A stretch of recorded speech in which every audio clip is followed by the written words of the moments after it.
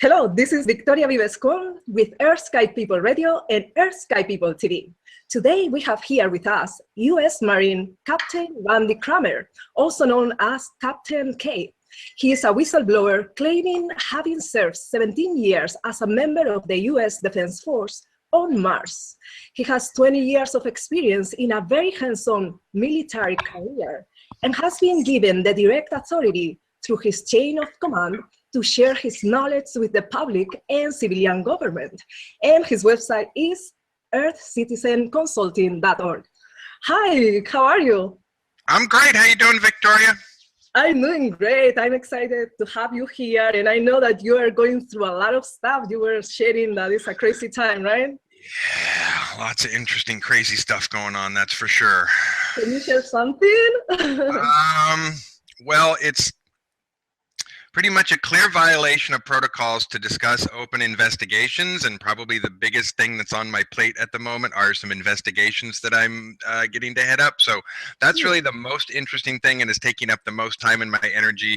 And some ways I really wish I could talk about them because it's incredibly interesting work, but at the moment, because we're in the middle of investigations, I can't really talk about them. So all I can really say is that people who have been following, along, there will be some very interesting things to update probably next year when some of these investigations get concluded, and we have some results to sort of talk about, and could be some pretty interesting stuff. Oh. And I'm understating there; it could be really interesting. So I just can't really say much more about that. The other things I can talk about is I got to teach this psionics workshop a couple of times, do a little teeny sort of bit in July, and it went well enough that we decided to try and do a whole weekend of it, which went again so well that we really realized that it wasn't enough time to sort of go front to back on what I wanted to do. So we kind of did 2.5 days, and really next time, if I'm going to do it right, it's going to need to be like 4 days. So, and that was just because of realizing that in order to convey the entire block of information that I really felt was important front to back without leaving people like, sorry, we didn't cover half the important things. Good luck. I mean, I don't feel like that's me being a responsible teacher by doing that. So after this was just an experiment really to see like how much time does it take? What can I sort of teach in 2.5 days? And so it went really well. I think it was a roaring success, and everyone who attended had a fantastic time and has given great feedback. So it went really well in that sense. It was just still an experiment of, can I cram everything into 2.5 days? And the answer was no, I can't cram everything into 2.5 days. So some stuff got left off the table. And so next time we'll just have to make sure that we do, like a solid 4 days or something to really get it all in. But it was really fun and really dynamic, and we had a great time. And I mean, I could go on about it, but we did record the entire thing, and we're supposed to be producing a DVD of it, so there can be sort of a thing that we're going to have that people will be able to watch the presentation and sort of, more importantly than me wanting to teach a bazillion classes on psionics is like getting the information out there so people can just sort of absorb it and deal with it. And I don't want to have to be responsible for teaching everybody about this all the time, so we're trying to come up with a solid DVD presentation of the subject that, people can sort of refer to, and that's complete enough that, you're not necessarily going to have Albert Einstein explain it to you, because it's just not that kind of rocket surgery kind of stuff. It's much more fundamental and simple for people to understand. And as I also explained during the workshop, really what I'm trying to do is teach what on another world where people accepted that they had psionic abilities from day one. You'd learn this when you were a toddler. This isn't something you'd be coming to in an adult life. If you lived on another world where you just accepted that you had psionic abilities, this is all very fundamental stuff, kindergarten level stuff that you would have learned as a toddler and would just be second nature by the time you were an adolescent. So yeah, I'm in no way trying to teach like advanced psionic abilities or the laws of psionics. I'm really just teaching the fundamental basics so that people can understand how it works, get their left and their right brains talking to each other on it so they can have whole-minded, balanced brainwave experiences. And then we talk about how that becomes the ultimate sort of first step goal is brainwave mastery, because then once you start to understand brainwave mastery is how all of your actually maximized mental and psionic abilities start to manifest, is when you can actually harmonize your brainwaves. And that's not some vague thing. We understand very specifically about how you have to harmonize those brainwaves and what kind of patterns you want your brainwaves to make when you're doing that, how you want these sort of balanced, whole-minded or awakened mind sort of patterns that we call them. So it was fun, and but it's just basic, and I feel like, but still takes a few days to really get all that information in there, and we got almost all of it, but you know, another couple of day and a half to really be complete next time. But it was fabulous. We had a good time. So when are you coming to Los Angeles to teach that? Well, I'm not sure where we're going to do the next one or exactly how it's going to happen. Of course, I've been invited to go back up to ECETI again, up in Washington again, which I'm happy to do.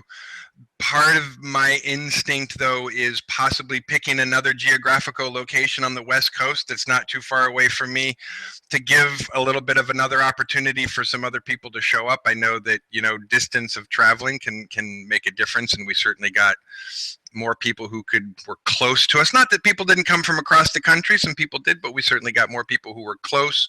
And if I came down south farther, and so I've got people who I know in Shasta. We've been thinking about something in Shasta. That would be nice.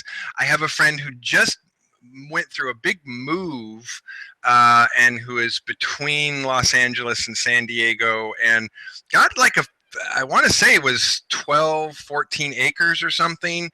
And they've been seriously talking about, you know, putting in a little conference center. Like they've been trying to tell me, no, it's perfect. It'll work. It'll be great. Perfect conference. And I'm like, I haven't seen it yet, but I'm presuming that this person is very excited about that, not just because it's a vague dream, but because they do a lot of public speaking and presentation, and are very excited about having a place on their property where they can do presentations and do seminars. So we'll see how that goes. I'm kind of just trying to deal with one thing at a time, and so I'm absolutely want to think about where and when that's going to be next, but kind of what's on my plate as far as man hours are these investigations at the moment. I had colleagues fly out from across the country to sort of work on it this week, and so we actually were up to our eyeballs in weird cray, and it's been taking a lot of mental, emotional, and physical energy to do that. And so I haven't been able to plan another workshop while I'm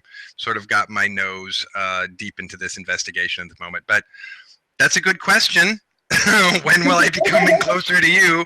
And the answer is I'm not sure, but we're thinking about I mean, it was enough of an experiment that went well enough that I'm thinking about how the next one will be closer to perfect that I want, you know, if it's the right amount of days and everything that I want it to be. So I don't know yet. I'm working on it. Okay, that's fine. Just curious. The DVD sounds great, so I'm answer for you there. Okay. So I would like for you to share about the project Moon Shadow, in case any of our listeners and viewers are not familiar with it. Oh, sure.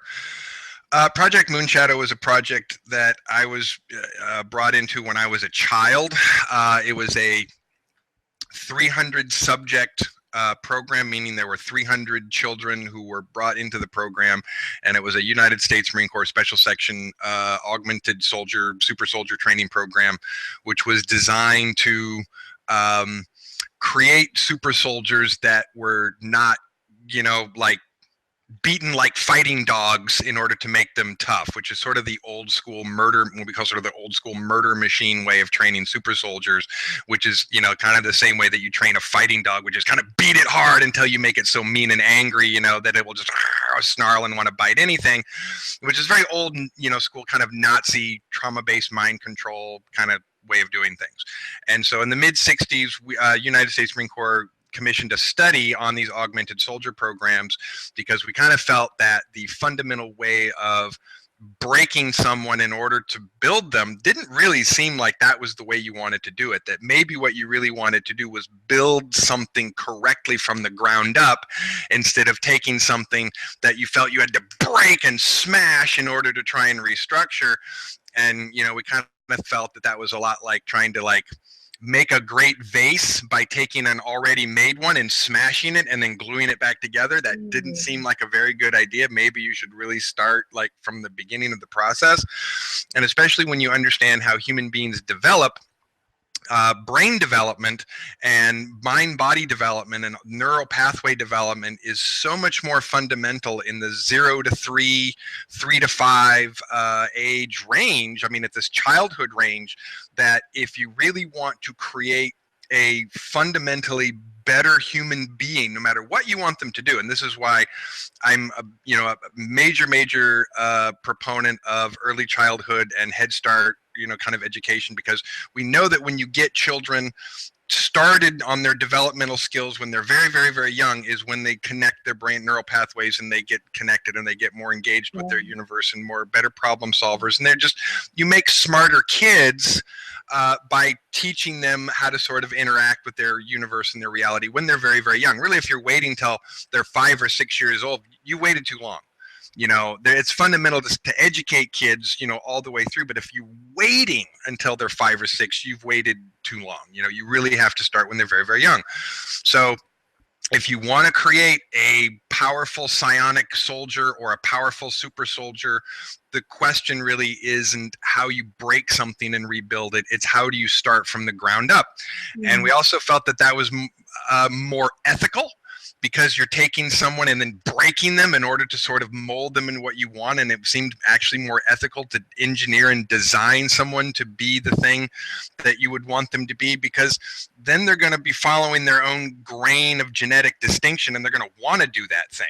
So we wanted to make soldiers that actually wanted to defend their people and wanted to defend their planet and would sort of be willing to fight and do the right thing and not just kill on command. And that was really against the grain of what everyone else was doing. So anyway, we commissioned this study that said, we think it's a waste of time and a huge waste of money to be breaking people and then trying to rebuild them, because the actual amount of days, months, years, hours, battle hours that you get from one of those soldiers is minimal compared to what you should be able to get from an effective, balanced, structurally sound human being.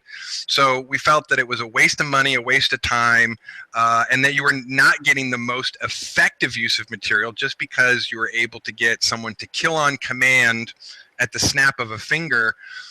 Doesn't mean that they're doing all their other jobs with any other sort of clarity or precision. And you need soldiers to be thinking machines, not just killing machines, because they actually have to do a lot of thinking on the ground and thinking with what's happening right in front of them in order to do their job properly, hit the right target, not hit the wrong target, not do the wrong thing. I mean, you can't just rely on attack dogs to do your job. You have to have smart thinking, tactically aware attack dogs to do your job for you.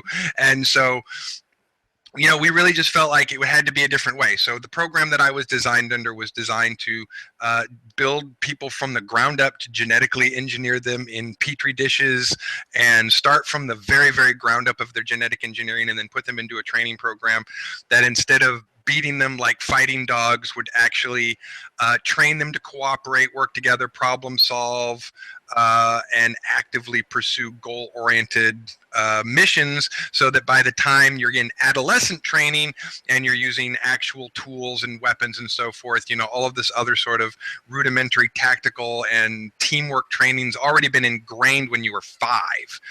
On top of all this genetic engineering that takes away all these other elements that you have to weed out when you're just picking people in a volunteer or even in a draft sort of military, where you're just pooling a bunch of different people together and going, well, let's see who sucks and who doesn't, in this. And sometimes you just end up finding people that are just no good for military life, and you just go, no, this one's a wash. You call him a washout. No, that one's a washout. He or she is not gonna work in this system. But when you engineer someone from the ground up, and I want to preclude that you're not just engineering someone to be obedient. You really don't just want obedient slaves when you do this. You want to engineer them to be smart, because you want them not just to carry out your orders, you want them to comprehend your orders and do the best job of following, those parameters, and not just, well, you told me to get the thingy, instead of like, well, yeah, but without collateral damage, and without breaking that and without destroying that building. That was kind of important. You forgot about the data chip. That was really important. I mean, there's just all kinds of criteria that if you're dumb, you're not going to think about. You can screw up a mission. So as a military leader, you want soldiers that are smart and effective. So we came up with this whole other program, and that's sort of how I was designed and engineered from the ground up. I was made in a petri dish. So while some people have to ponder their lives about who made me, what am I here for, where did I come from, like I know that there's somewhere a group of guys in lab coats that are responsible for my creation, and that's, in some ways that simplifies my reality for me, because it at least answers the question. I don't have to worry about who am I or where I came from, because I know. I'm a lab experiment. That would be your physical body, maybe your mind, but what about your soul? I imagine your soul is coming from a further place beyond all of this. That's a much more complicated subject, and certainly there's a whole sort of more complicated metaphysical side to not just genetically engineering the soldiers from the end of the project, but how the soul science operates, and so how you sort of negotiate and or dictate and or encourage certain souls to take root or habitation within that cellular cluster and be part of that person. And that's a little complicated and esoteric for me to talk about, in the sense it's not my specialty to talk about it, so I might not use the best words to explain it. But there absolutely is a more complicated relationship with the soul that I'm well aware of who and what that is and where that comes from and how far back that goes. I have a pretty solid awareness of my soul, but it's not something that I talk too much about, and I don't consider that it's too important fundamentally for mostly what I do for most people to talk about that.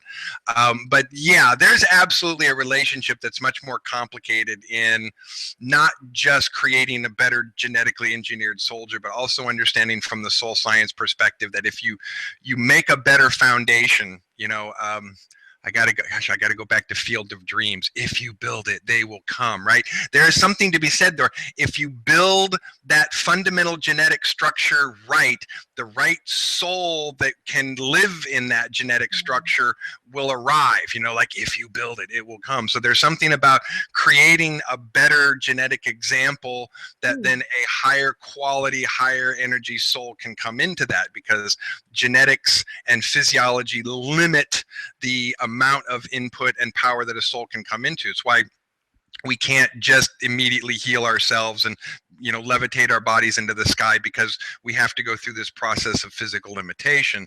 It being an unlimited energy source in a physically limited body that has limits. You can only walk up a mountain so far before you get tired, thirsty, hungry, your muscles give out, or maybe you're strong enough and you can get all the way up. But most people are going to find their limits when they do something like climbing a mountain or lifting giant boulders, or push your car down the road for a couple of miles, and you're going to learn a thing or two about your physical limitations, because you're going to find out at what point your body's going to go like, I can't do this anymore.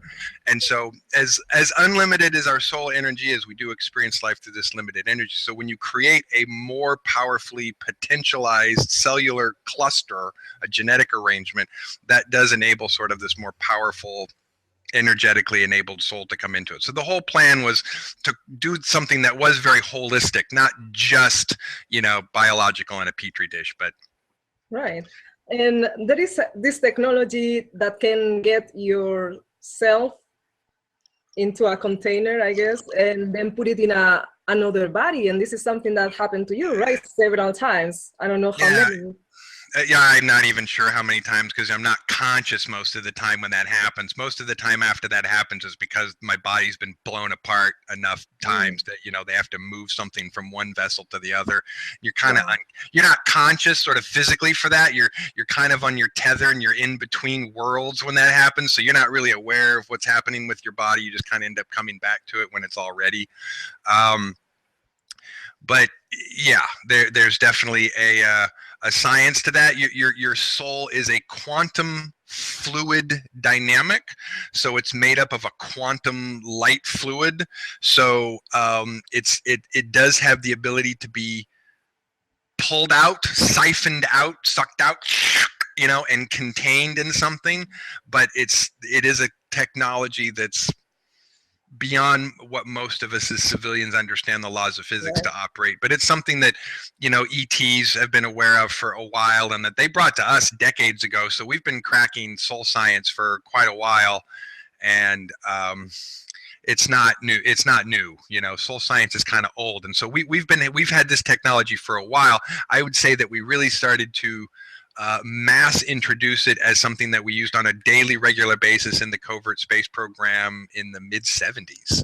So really, yeah, I mean, it was really something that we were using like on a daily basis in the mid 70s. Amazing. And for example, I don't know if you agree with this idea that there is a net covering the earth.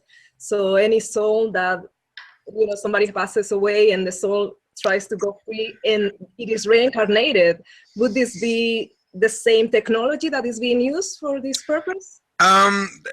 That's an interesting, subtle point. Let me see if I can answer that. The natural process for, you know, your souls to pass sort of into non-physicality and back to physicality is a natural process, and there is also a more natural process of coming and going, as far as, you know, our ability to say, I'm done on this world, I'm out of here, I'm going somewhere else. And for other people in other worlds to go, hey, I want to be incarnated there, and to come here. So the net, the artificial net, it limits that, and what it causes is a certain number of people who are headed out to just bounce right back, and it causes a certain number of people who are headed in to bounce right back off and return off the net. But it's not 100% in the sense that everything that hits it stops and bounces back. It's a net. It's possible to wiggle through one of the holes and get through it, but, you know, you have to be a smarter fish than that. You know what I'm saying? Like, if there are fish that get caught in a net because they're not smart enough to figure out how to find the hole to get out. But, you know, if they're actually aware enough of the net and whatever, then maneuvering through it is not rocket surgery. It's just a matter of awareness of it being there and how to find your way through it. So when you're talking about people developing their consciousness to a point of having solid sort of spiritual, meditative, metaphysical skills, one of the things you're talking about is someone to have a clear sense of their self and their direction, either in a lucid dream state, an out-of-body experience, or in a post-physical death experience. So instead of just floating around going, woo, it's all colors, you actually are like, oh wait, I'm not in a body anymore, I want to go this direction. It takes a whole other kind of focus in that reality to actually go, wait a minute, I got to think about this. I want to go somewhere. I want to do this, instead of just floating around going, look at the colors. Because otherwise, being non-physical, you're just kind of surrounded by energetic sensations and colors and sounds that aren't here. So all those fourth dimensional colors are shiny and sparkly and interesting and make you go, woo. So it's easy to become distracted. It's easy when you sort of move to that fourth dimensional state to be so distracted by the, oh, wow, it's so shiny and sparkly, and just be distracted and lost in whatever you thought you were thinking about 5 minutes before. And what is your view on implants? You know, I know that many people in my circles feel that they have an implant. I had felt that as well. And I know that you spoke about how to reprogram them if they are negative, but do you also believe that some of them may actually be positive? An implant, by its very definition, is a piece of technology that has been put into somebody's body, okay? So it's not a living thing. It's a machine. It's a little tiny little machine. And even if it's as advanced, you know, of a tiny computer, more than your iPhone, you know, let's just put a comparison to it, it's still just a machine. And so a machine that's in you has no thought process of its own, has no consciousness of its own, has no will of its own, has no morality of its own, has no ethics of its own, has no judgment of its own. It just has hardware and software. So the hardware is designed to do certain things as far as send signals, receive signals, and or send inputs into the electrical system, the central nervous system, or wherever it's designed to stimulate to get your body or your brain to feel, do, or experience something. And the software that drives it, you know, all the apps that tell it what to do and how to do it and exactly how to make that function work. So implants, by their very function, are neutral tools that somebody put in there for a purpose. Now, whether that was a good purpose or a bad purpose has everything to do with the person who put it there and the group of people that they operate with or work for and what their overall agenda is and who manufactured those and what the goal of manufacturing and putting those in people are. So there's a whole, if we were to do something like that, right, we would have to set up a program with a director and put people under them to figure out how to make this device and how to make it work and then how we were going to implant it and how we're going to program it. Extraterrestrials got to do the same thing, right? They don't just have magical powers either to just go, boing, I made this because I thought it up and without processing it, testing it, going, I mean, they still have to go through a scientific process and it may be faster and smarter than sometimes what we have to do, but engineering is still the same. You go, well, this is what we got on paper. Now let's make it in the real world and see if that's going to match up. And almost every time, engineering wise, you're going to realize that there's fine tuning in making that engineered thing that's not just on paper actually work and do what you want it to do, because understanding something in theory and principle and being able to make a device that does it are not the same thing. And anybody who's ever designed or built something knows that. So extraterrestrials got to do the same thing. So at some point, those implants were designed, they were manufactured, they were programmed, they had a purpose by someone who decided this is going to have a purpose and this is what I want to do and this is what we're going to put it in people to do that. So given that, the next thing that's most important to understand is an old yoga teacher of mine, when I was having issues realizing that I had implants and I didn't know what to do with them and I was trying to struggle with them and I felt all the kinds of weird things that they were doing inside my body that were felt outside of my control. And I was like, I don't know what to do. This is the heaviest thing that I've ever had to deal with. I've got little machines inside my body that want to tell my body what to do and I don't know what to do with it. And he said, sweet. I mean, I don't think he said sweet. He said, that's great. And I was like, what do you mean that's great? That's not cool at all. And he said, no. He said, the people who put those in you fail to understand a universal law. And that universal law is if it's in your body, it belongs to you. He said, so by putting that in your body, they gave that to you. That's a gift now that they gave you. And they may have put it in your body to do something for them, but they gave that to you. It's yours. So you can decide to do what you want with it.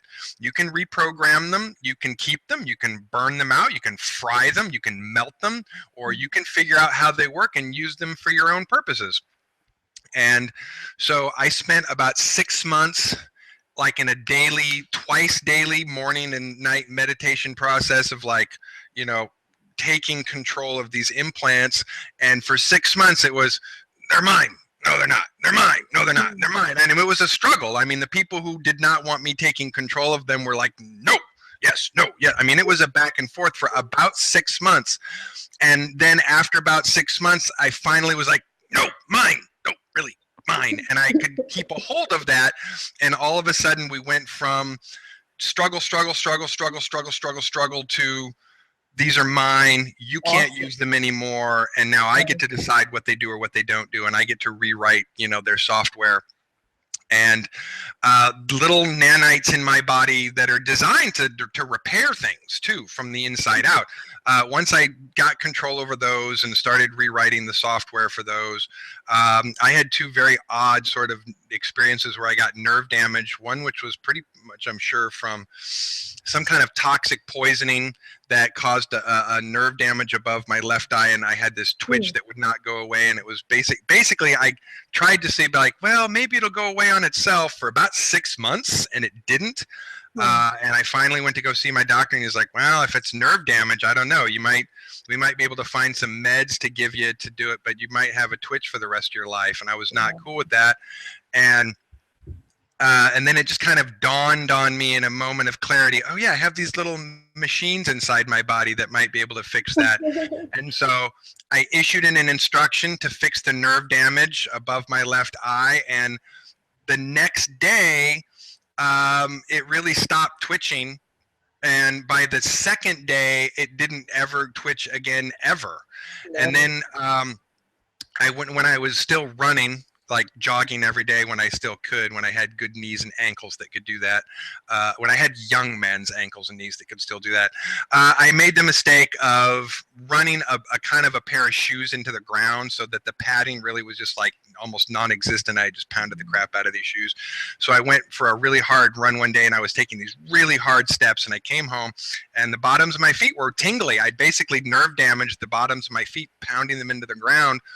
And that took about 30 days because there's more nerve endings on the bottoms of your feet than one little thing up on your eye. So it took longer, but you know, you're not supposed to just fix nerve damage. And I did twice with the little nano robots that are in my body. So to me, that's enough proof positive that you can take control of them. You can use them and make them whatever you want. So I know a lot of people are really into removing implants, getting rid of them. They're all bad. Get rid of them. Get rid of them. I'm just like, well, I don't know. Maybe you want to keep them. Maybe you want to make them work for you. Maybe you want to rewrite the software. Maybe you want to use it instead of just, you know, toss it out. So I think it's a process that people have to go through and figure out and decide, you know, whether they want to go through the trouble of taking control of them or go through the trouble of getting rid of them. Either way can be a process, and either way can be something that doesn't end in one day. You know, the next day you may have them removed and the next night they brought them back again going, oh, well, so much for that. We'll just put another round of them in you. So it can be a battle either way, you know, like trying to get them removed and or trying to take control of them can be a process where you want your freedom and someone doesn't want you to be free, and so you're going to have a struggle with that. Well, I certainly agree with, you know, taking control of it. I actually did a little bit of that process, similar to what you were sharing. I just didn't do it so consciously as you are doing it. So I totally agree with that.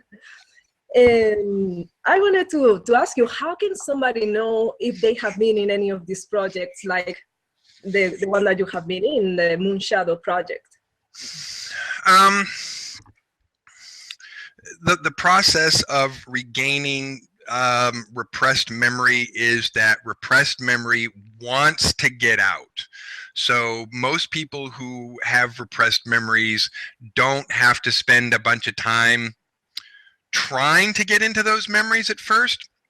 They're going to be trying to get out. Most people are going to come into the struggle in their lives of, I thought I was totally normal yesterday, and now today I'm not so sure. And you know, you start to have these, you're left with these emotional responses from the experiences.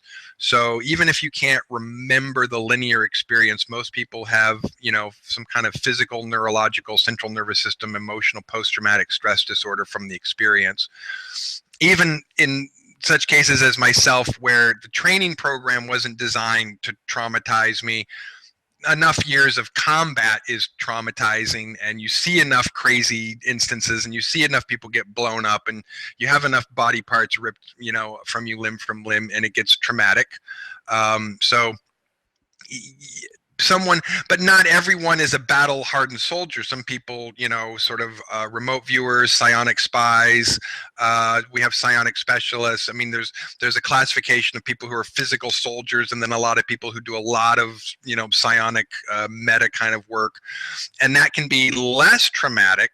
But it can also be very traumatic because sometimes the things that they have remote viewers look at are pretty horrifying. I know some remote viewers who have had to look at some things that were not pleasant to look at, you know, and so, you know, they sort of had their own horrific experiences having to sort of gaze and report on some pretty horrific things sometimes. So the main thing is, if you're experiencing post-traumatic stress disorder and anxiety and, you know, certain kinds of, you know, insomnia and visitation experiences that you can't really put your fingers on, and it all seems very sort of shady and shifty, you know, you're going to know from your own visceral sort of physiological responses that there's something that you have to get to the bottom of.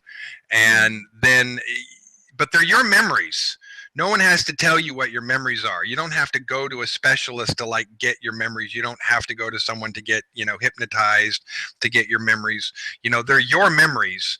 You have the right to them, and you pretty much can tell your body and your brain that you want them and that you want to remember and that, you know, you want this process to happen. But it's a very gradual process in the sense that I can say this for sure. If the moment that I realized, and there was a moment when I realized, hey, there's something buried under here, like really buried. Like there's a whole part of me that's under here and I can feel it, but I'm not sure exactly what's going on. There's like a moment when you're back and forth, well, is it really? And then you're like, oh yeah, there is, but you don't really know what's going on. That moment, if you got all your memories in that moment, you die. Okay, I mean the overwhelming emotional physiological impact of all of that at once. If you didn't just, you know, curl up into a ball and start twitching and have an aneurysm and die, you might just go, oh, that makes sense, and then go into the back and blow your head off, because the stress of going from night to day in that kind of a way is way too much. So there had to be a gradual process where, you know, if I didn't digest it in bites, there's no way I could have done it.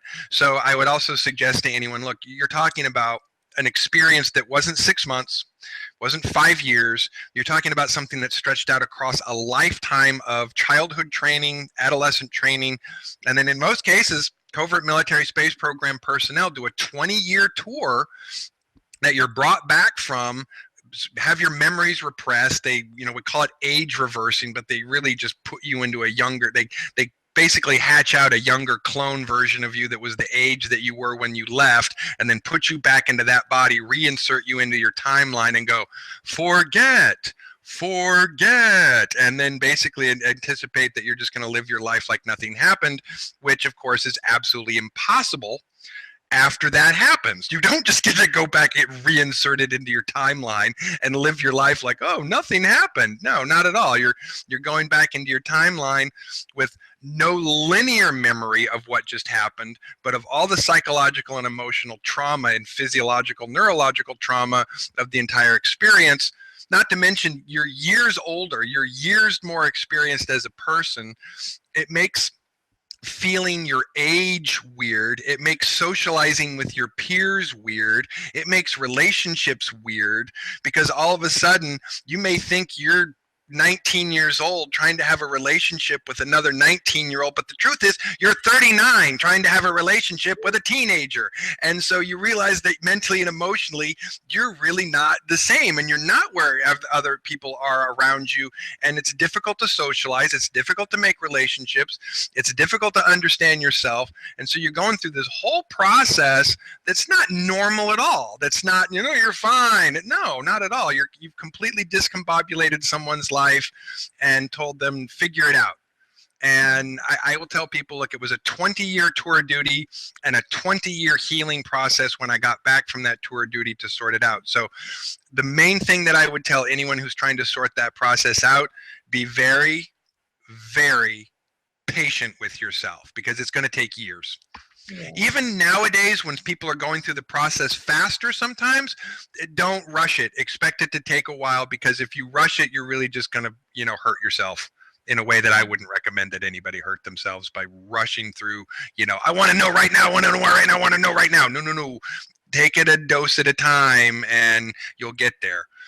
Yeah. Don't rush it. You'll blow a gasket. And, you know, and I had some of those memories. The thing is, I'm not sure if it is from this lifetime or another, but I had some of those, like, it was so, it made such an impact on me that I really didn't want to look into it. So if something has to come to my mind more consciously, I guess it will come with time. Yeah, that's the part of you that's going, I'm not so sure I'm ready for that, you know, because it really is, it's just a lot more shocking to your system than we kind of think that it is. And I'll make another comparison. I think a lot of people who talk about wanting to meet with, you know, our ET's brothers and sisters, they're like, well, I just wish an ET would knock on my door and come to my house. And it's like, yeah, you say that. But, you know, the instant that you're face to face with an extraterrestrial biological entity that's not like you, actually the more likelihood that your physiological response is going to go through is you're going to panic, piss your pants, and scream, and nearly have an anxiety attack before, and it may, before you go through the process of like, oh wait, okay, no, calm down, okay. I mean, like, that's the more natural process to go through, even for trained observers and trained people. You know, the first time that you have that contact experience, even if you've been prepped for it and you're ready for it and you know it's just like a new level of normal, believe me, you know, that first experience is actually so physiologically shocking and anxiety ridden that there's an adjustment period. And I don't think that that should be an excuse for us not to like get into disclosure. Like, I don't want people to, because I know some people use that as the excuse. Well, people would be so shocked that they couldn't handle it. No, I disagree. There's a shock, but it has to happen and people have to get over it, like all other kinds of shocks. Like, you know, there was a time, you know, when the whole world moved at the speed of horse, and you didn't, and if you didn't move, and there was nothing that moved faster than a horse, and then all of a sudden there was trains. Oh my goodness. I mean, you know, the giant locomotives, I mean, that freaked people the frick out. Trains like flying across the country in the big locomotives, and then all of a sudden horseless carriages? What is this craziness? I mean, there was a time when such rudimentary things like automobiles were a shock to people that were just like, oh, I went to the city and all them horseless carriages, oh, it discombobulated me.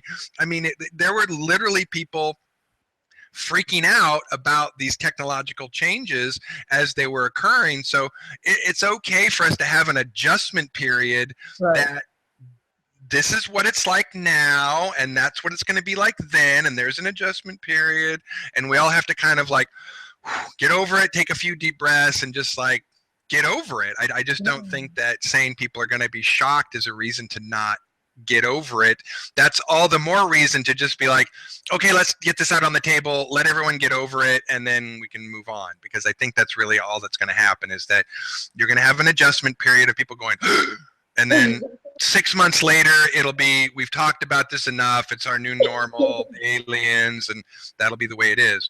So again, just my advice for people working out that process, be patient with yourself, because it's hard. It's very hard. Even when there is more support out in the world for people going through that process now than there was 10 years ago, it's a hard process, and just expect it to be difficult. And go let your body and your brain kind of work out the pace, and, you know, don't push yourself too hard, or like I said, you'll blow a gasket and you'll be sorry. And for the disclosure, that's a theme that I really, really want to support, and that's part of why I have this show. So how would you see that adjustment period? Something that I imagine is something like, maybe first we see these beings on television or something like that, or in pictures. Then as a group, we meet with them so that we are not alone with them. I don't know, what do you think? It's a very difficult question to answer, because I know that the likelihood is that we're not going to get the truth. You know what I'm saying? We're going to get a version of the truth on, you know, the new, you know, capital D day, disclosure day, whenever that happens. I'd seriously doubt that whoever makes the announcement, however it comes to the public's attention, that it's going to be everything, all of it, all the information, all the you know, everything that we know that's true without holding anything back. I seriously doubt that's going to happen. What's more than likely is you're going to get a package of information that is what they think people can understand and digest at first. You know, and again, I think that just goes to too much information all at once makes people's brains explode. So, you know, giving them a little bit of information at once and a little bit to digest at a time, that makes perfectly good sense to me. I'm not against that. It starts the conversation, and it breaks what we, you know, the glass ceiling, that there's all kinds of experts who can then start to talk about it. And as someone who observes the media a lot, I watch a lot of the news, because I feel like, for me, I'm not suggesting everybody do this, because sometimes it's difficult to watch the news all day long, that getting the raw in the moment as it's happening, as you're getting the actual words that people saying in the moment, not getting the edited version at 6 o'clock. You get, I think, a clear picture of what people are saying and what their agendas are and what their goals are and what sort of policy things are happening on a political level, which I think is still important. But it's easy from watching that to see how we present information to the public, how we expect the public to absorb and process information, and how these sources of information have accommodated themselves in that relationship over the number of years, so that when that happens, there will be a process for it. There will be, here are the certain experts that are going to do the television news circuit, and then another series of experts, you know, will be wanted to brought into the circuit. And so certain people who have been talking about this for years to smaller, you know, fringe audiences will now be, you know, on the daily news shows. Like you, for example, right? Yeah, I mean, probably. So, you know, there's at some point, those of us who are, you know, sort of doing, you know, JV league interviews are all of a sudden going to do varsity league interviews, and it's going to be a whole nother process. We're going to have an opportunity to talk about that message to a larger audience, but there's going to be an effort to still try and guide that process. And I can't, and I'm sure even as someone who's going to participate in that process, that I will fight for and resist certain things and want to go, you know, no, we really need to do this and talk about this. And but at the same time, I have to admit there are going to be certain situations where even I'll have to concede, well, all right, this is probably the best thing to do for now, because this is what's going to work. Because I know that as we move through that process, it's going to be this very sort of what we do each step as we see how we adapt to each step and what has to happen next. So what we think is going to happen is that we're very likely to see this transition soon, because we think that it makes the most tactical sense to do it in a presidential handoff, that it makes more sense for the person going out to say, there's aliens, I'm out of here, and then let the person come in, go, oh, I'm totally shocked as you, I had no idea, but I'm being briefed, and we'll deal with this together. Then the person who's in office, if all of a sudden they're like, oh yeah, we know, and I'm going to be the one here to help you with it, the public doesn't like that. We don't want the person who's sort of responsible for it to be the person to fix the problem. When there's someone to blame, or even if it's not your fault, it's just happened on your watch, that person's going to have to go out so that the incoming person can be all brand new with it. No, I'm shocked, and let's deal with this, and can sort of guide the process in a more of a clean slate kind of a way.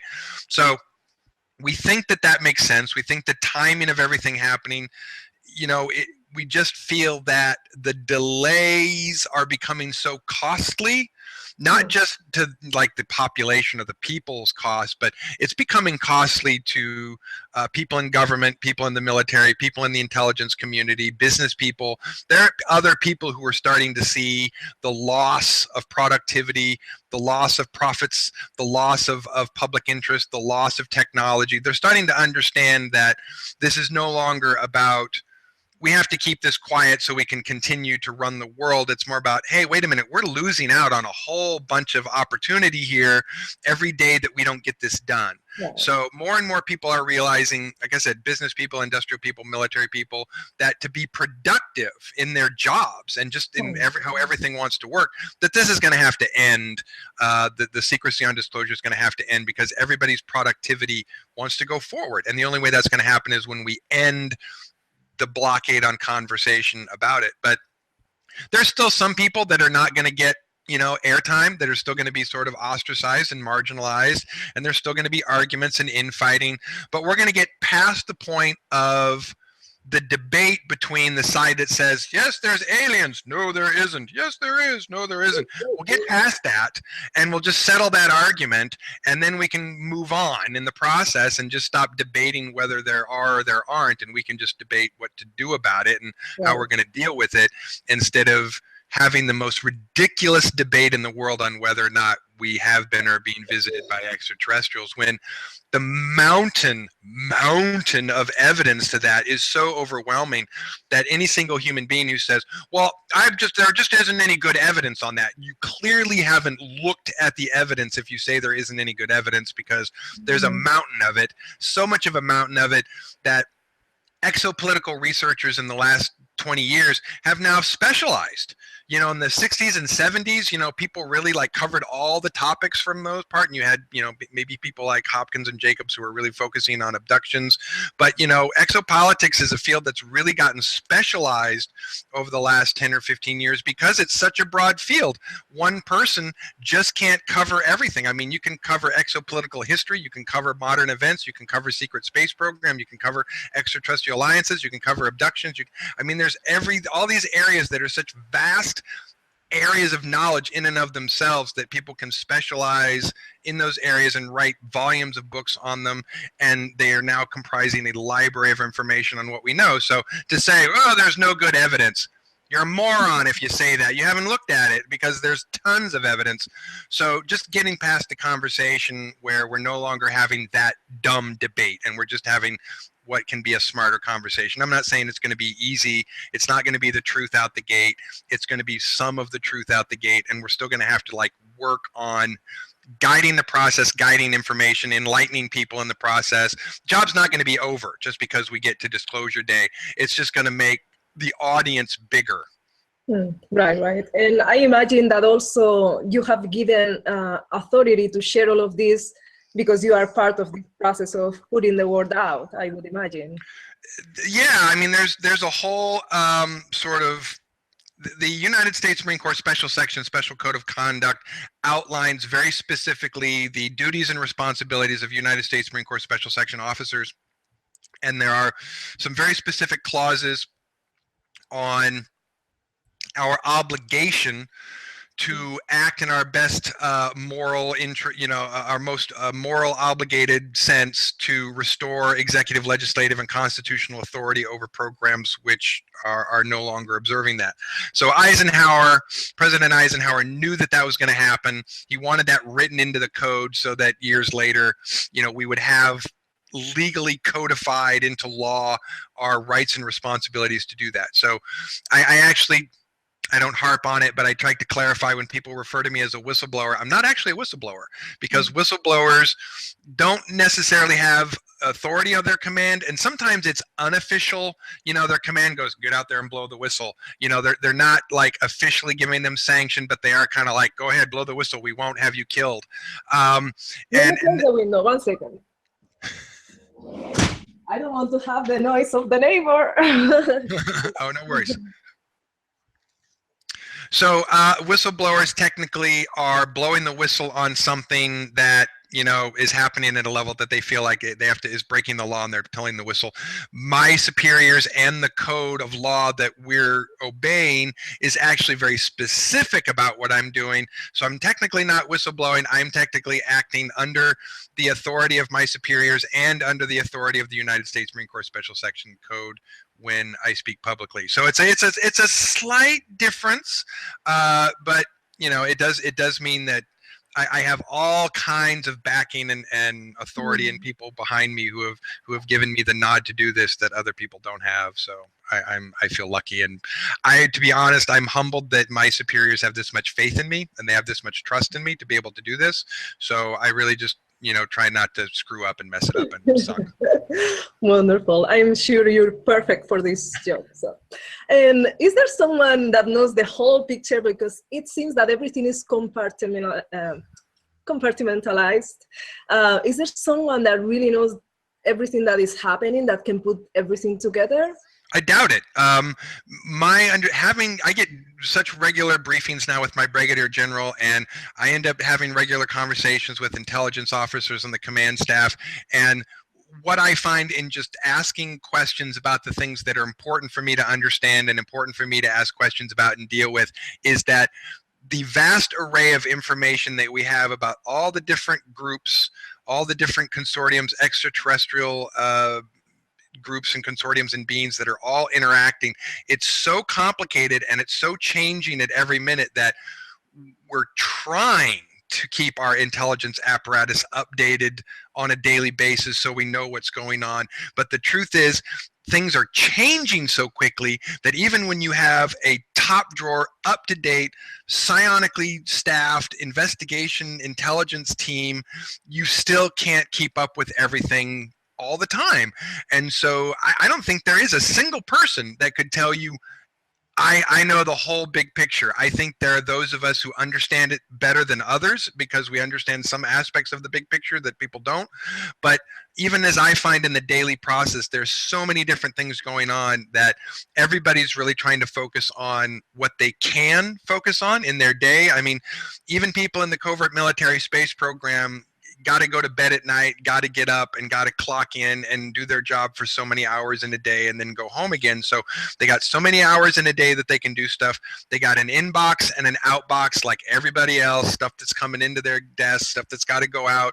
And so everybody's processing the information at the rate that they can, trying to focus on the things that they can in really what is a wartime situation where certain things are taking priority because they're just way more important to the long-term goal than other things. And that just makes it very difficult to do anything other than do your job and try and get the best up-to-date information that you can on the stuff that you're supposed to know, and try and communicate that with the people you're supposed to communicate with, so people have intelligent information, you know, sort of definable packets of intelligent information that they can use in the field.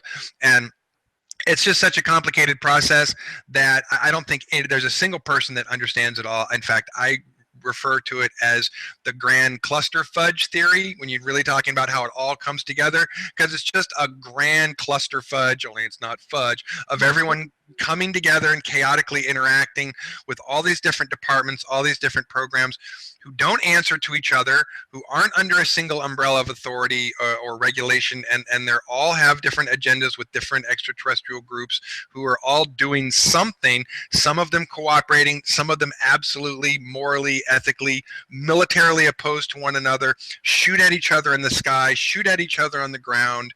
So it's really complicated. And I don't think there's a single person who could say, I understand it all. I seriously doubt there's a single person who could understand it all, given the complexity that it has arisen to. So not even the people on top that is creating all of these projects? No, I think that they're trying to keep control and understand everything that's happening in such a way that they can still only focus on what's right around them and what people are telling them. They're still basing a lot of their information on the intelligence they're getting. And we know that not everybody tells the truth, that some people give an intelligence report to someone because it serves an agenda. So some people who are, you know, at the top, who are supposedly receiving all of this intelligence information that they can act upon, in some cases aren't even receiving accurate information because they don't have control of the process underneath them. So they're getting faulty information to guide them in incorrect and different directions. Not to mention that you have people who, if they met in a dark alley, they'd stab each other to death, who have to sit at the same table and sort of sort this stuff out. But really, they are so diametrically opposed to one another and they hate each other so badly that, you know, they'd slit each other's throats if they had the chance. So it's very complicated, and it's absolutely having a warlike situation with people who are at war with each other, who also have to sit down at the same table with each other and talk about management issues over something that has become so massive that nobody really has control of it anymore. That's why the fleet, the larger Solar Warden Radiant Guardian fleet, has had to step in and sort of try and create some regulation and create some stability and say, no, you're going to have compliance with these treaties. No, you're not going to get to break that law anymore, because it's just become a chaotic situation that nobody's in control of anymore. Wow. And about the history of exopolitics in the 20th century, what would you share about that? It's a big theme. Well, I mean, it's a fascinating subject with as much that has happened, but I think it's pretty straightforward that, you know, we had a in mid 20th century, we had a German industrial machine that was becoming very advanced very, very quickly and was receiving extraterrestrial guidance on how to build aircraft, engines, weaponry, rockets. And it took a few years for them to start really developing and building that technology, but they got the head start on extraterrestrial technological development, but everybody in the whole world. And so their military machine was able to sort of quickly rise to a state of prominence and sort of, run across Europe. And if, they had really been able to do it in the period of time that they had to do it, and that their industrial base could have supported, which was really about 5 years. They kind of learned this from World War I, that the German industrial base and size could maintain a military conflict for about 5 years before it would sort of reach that point where it couldn't grow as fast as it would have to produce. And so basically, whether they really followed this plan or not, I'm not sure. I think that's why they were trying sort of the blitzkrieg and so forth to sort of make it happen quickly, because they knew they really only had about 5 years to like win the war, or they wouldn't be able to sort of sustain it. And the United States and the Soviet Union were able to sort of, with their massive mining resources in sort of be able to iron and copper and metals, were able to create a manufacturing base that could support a military effort for a lot longer. In fact, we kept that going into the Cold War for decades. So the German machine had the technology, it didn't have the time. And so when the tide turned and we started getting our own advanced extraterrestrial technology to deal with that, it became a tide turning situation. But they took what they had, which were these Haboneau class extraterrestrial vehicles, and the Vril 1 and the Vril 2 class.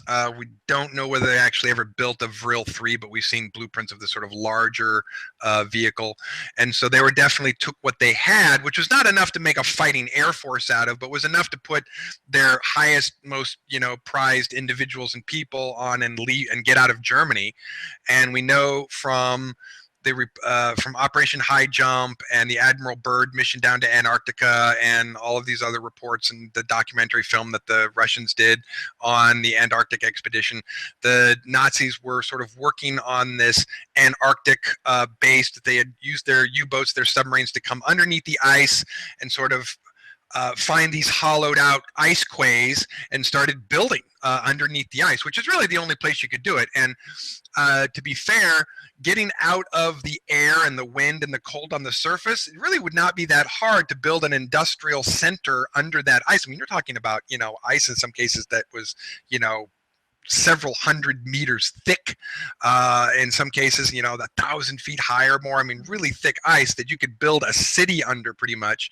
And you could build machines and generators and trains, and that the Russians have the paperwork from the manifest, the shipping manifest, that there were trains and train tracks and engines and steam engines and diesel engines and all these other parts that they were sending over to build this citadel. You have a statement from the German Chancellor of the Navy which said, "We have built a fine citadel in Antarctica for the Fuhrer," which is not a vague statement at all. A citadel is defined as a militarized city. There's only one Antarctica, so saying you built a citadel in Antarctica is really specific. Saying that you built it for the Fuhrer is also really specific. So we have a ton of evidence that they went, as crazy as it may sound to some people, that the Nazis escaped Antarctica and continued to sort of try and push the Nazi machine from there and from South America. And that eventually, they had to enter into sort of the global arena of states that are sort of let into the global consortium of covert military space programs. So the Nazi German machine eventually went to Antarctica, but eventually the peace agreement globally was sort of established, and we sort of had to let them participate because they had the advanced technology. We couldn't really keep them from participating. And then that allowed for further sort of Nazi infiltration into the American military intelligence process and this sort of Cold War process to keep developing the technology, developing, knowing that if we didn't develop our own militarized Space Force, Space Army soon, that somebody would just run over us. You know, that if it wasn't the people we were already talking to, which we had our doubts about, someone else was going to come along and run over us like a steamroller. So the goal the entire time was just to develop that Cold War sort of secret space program technology, so that eventually when we do talk to everyone about it, we won't go, yeah, there's aliens. Sorry, we can't protect you. We have no idea how to stop them from coming in and out. That way, when we get to the point of saying, no, there's aliens. Yeah, but we got a space army now and a space fleet. We're good. You guys are fine. Don't worry. Don't panic. So part of that sort of waiting until we had a military fighting force that we could say, no, we got you. We can still keep you safe. That was part of the process. You know, we can't talk about it until we can let everybody know that we've solved the problem, and that people don't just start panicking about how you can't keep me and my children safe. And like, you know, for the most part, we can, if we actually exercise the powers that we do to keep people out who shouldn't be in, and to control sort of the people who are already here acting illegally. We can.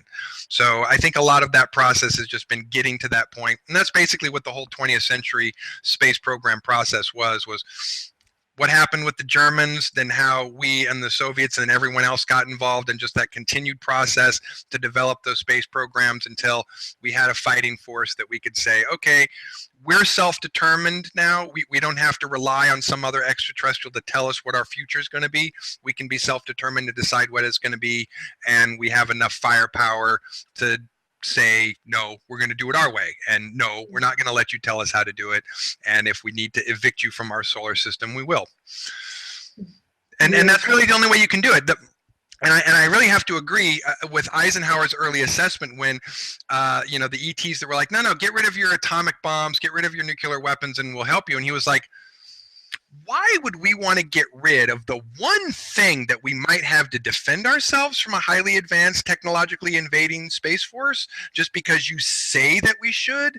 I mean, I'm not saying that nuclear proliferation was a good idea. I'm just saying that not just handing over our nuclear weapons was probably a smart thing, because that would have left us powerless in the face of defending against an invading force. So by saying, nah, we're not just going to hand over our weapons. We'd rather like be able to defend ourselves and watch our own backs. I think ultimately that was the smarter decision, because otherwise we'd be in the position of someone else deciding that for us, and us not having the free will to be self-determined as a species. And I think that human beings are smart enough that we can be self-determined and choose our own future without letting someone else tell us what to do. Because let's face it, at a certain point when you're growing up, you don't want your parents to tell you what to do anymore. You're like, I can do it myself. I don't need you to tell me what to do, mom and dad. And we're the same way as a species. At some point, we just don't want the ETs, our extraterrestrial parents and mom and dads, telling us what to do all the time. And at some point, we just like want to be able to figure it out and do it ourselves. And I think we can. I think we totally can. But to do that, you have to have a certain amount of safety, a certain amount of security, and you have to be able to defend yourself. So I'm not in favor of like killing everybody, but I am in favor of having, you know, a defense that you can protect yourself with. So, for example, that also reminds me the same situation as a human being, as a sovereign being. You know, I don't like so much to have to always be in a system that has an authority outside of ourselves. And I was wondering if having developed, like if we develop the psionic abilities, would that help us being a little more empowered and a little more able to defend ourselves, or having that awareness about anything that can harm us? Yeah, absolutely. No, in fact, when I really get talking about psionics, that's why we consider psionic development to be one of the most important things ever, because essentially the difference between being a psionically emergent culture, a psionically emergent civilization, and a psionic civilization is that level of psionic awareness and psionic ability. And what happens when you go from being a psionically emergent species to a psionic species is huge, because that level of development in our mental abilities changes society when everyone has just a minimal level of psionic ability. And I say, like, the main differences are, imagine a world where nobody can tell a lie anymore and get away with it because everybody can tell when everybody's lying. Like, if you don't think that would change the world that we live in, then you haven't thought that much about the consequences of truth and lies, which are huge.